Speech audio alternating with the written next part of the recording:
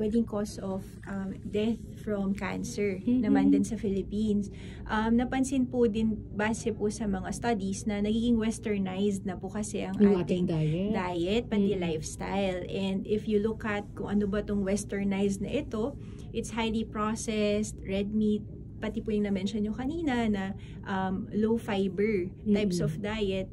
Proven po na it can increase the risk for malignancy ng bituka natin. Oo, ang hilig din natin sa fast food, mamantika, di ba?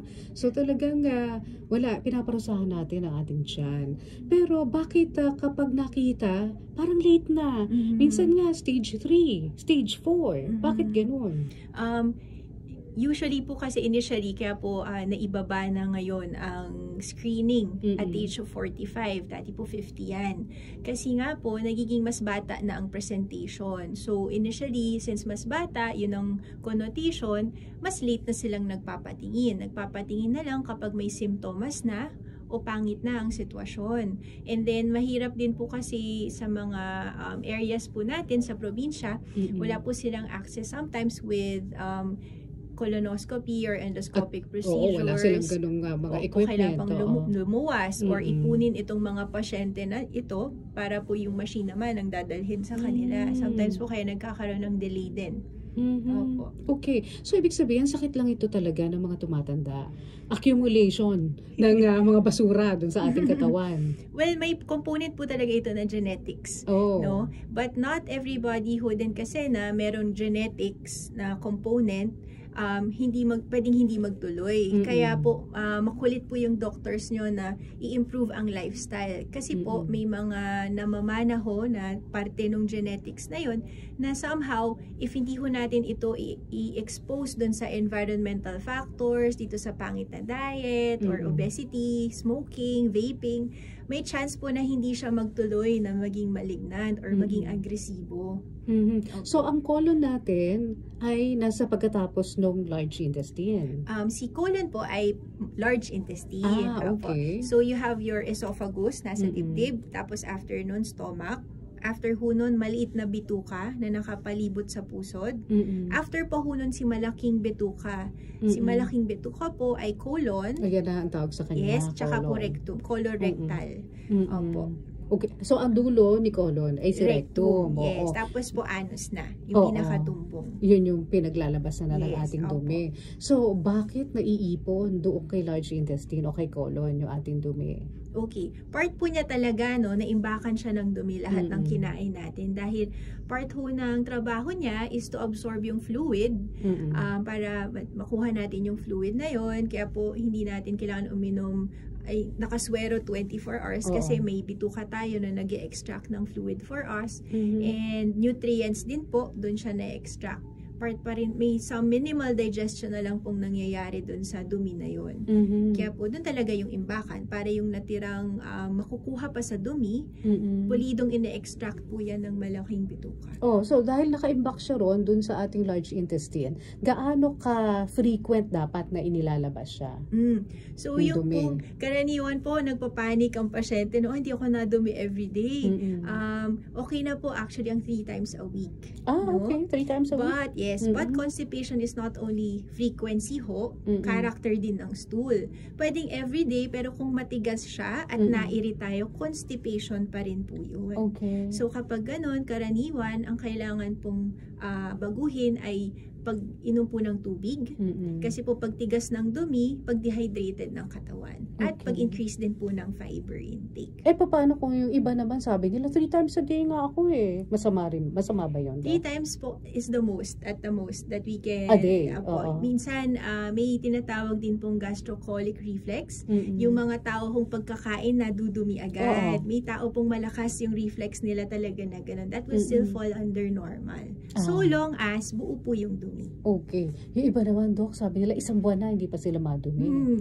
Yes, nagkaka-patients din po kaming ganyan. Pag ganun po, kailangan na natin talagang i-correct. Kasi we have to aim at least 3 times a week po, in terms of frequency. Okay. Yung iba naman, sabi nila, Dok, kasi dahil sa iniinom na gamot, nagkakaroon sila ng konti-konti lang na pagdudumi. ito ba ay delikado o dahil lang dun sa kanila nga iniinom? Well, depending po on the medications, no? A lot of medications po may mga side effects talaga po na gastrointestinal, no?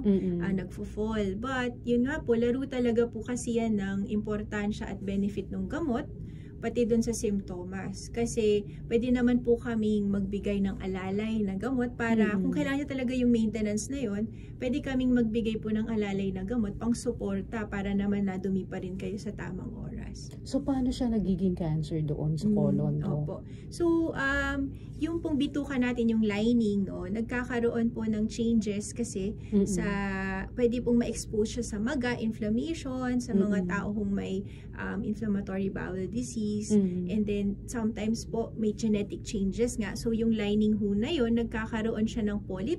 Polyp po ay similar to, I guess, yung contil ho nakikita nyo. Parang ganon, very very small.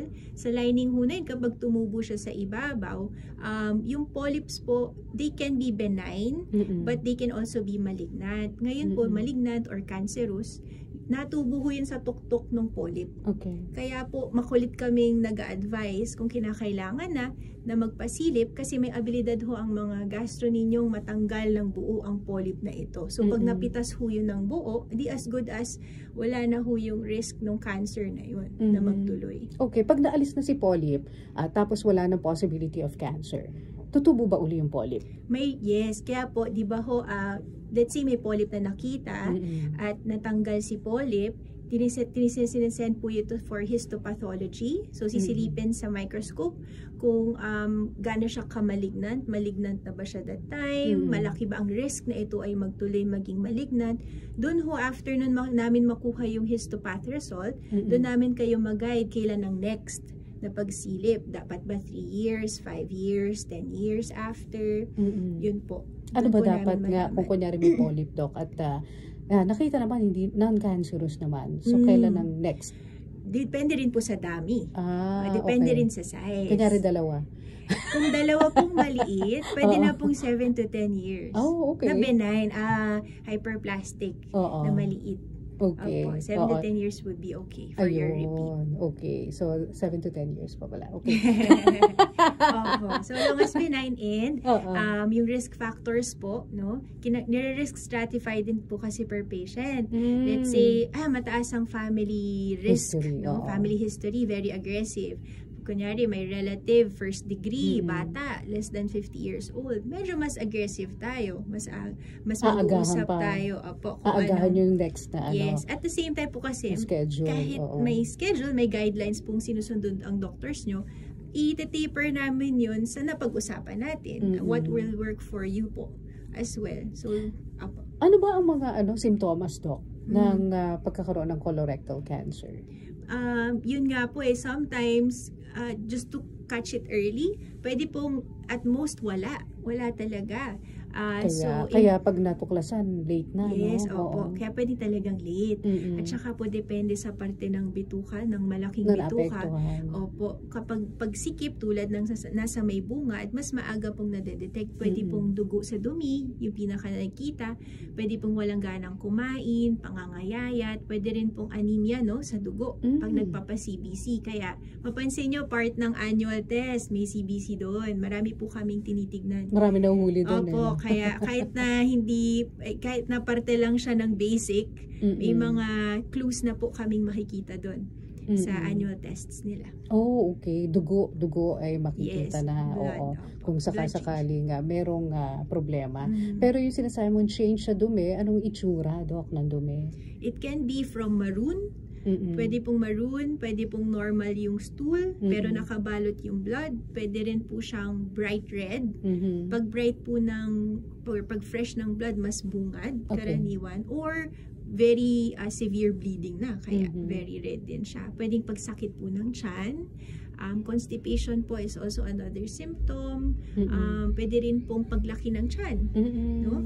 Or minsan makakapa na namin kung talagang kalakihan po yung bukol. Okay. Sabi nila parang kambing daw ang stool mo. Tama ba yun, Doc? Not always po. Not always. O galapis, gano'n. Yun po. Yun pong lapis na yun, yun ay kumparating lapis.